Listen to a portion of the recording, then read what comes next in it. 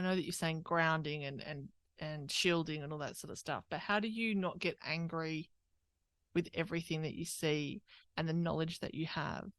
How do you not get angry about it? Oh, I'm human, so sometimes I do get angry, but then Oh, okay. anger's not going to fix anything. Anger just creates more anger.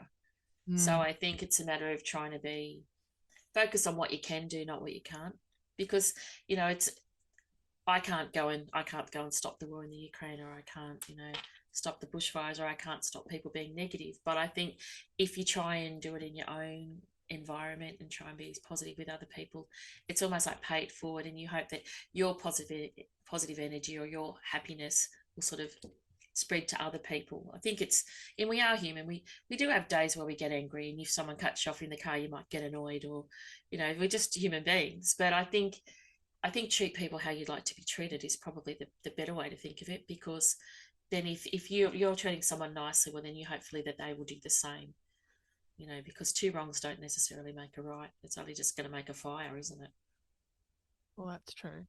But as I'm shaking that fist in the car at the person that's cut me off, I'm not thinking about that at the moment. At the exact moment. I have my moments too. Don't you worry. And I just think, well, maybe you're in a bigger hurry than I am, and.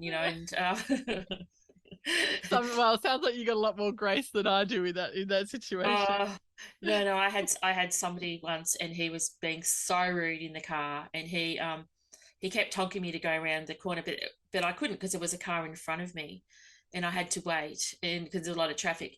Anyway, in the end, he went around me. He overtook me, went around me, put his foot down, and he was a tradie. And when he did, the whole back of his ute flew open, and all his tools fell all over the road, and all his nails, and they were everywhere. And I Karma. thought, exactly. I thought, well, karma. So there you are. That's, you got your own back, didn't you? And I just drove off. I didn't Do you wave, but do you find that you avoid going out into, like you mentioned the football the other day? Do you avoid going to big crowds and supermarkets and stuff like that where you know there's going to be more people around?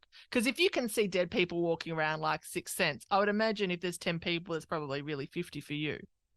yeah, there is. Yeah, I don't particularly like being in crowds, but I kind of just think I'll just get in and get out. Yeah.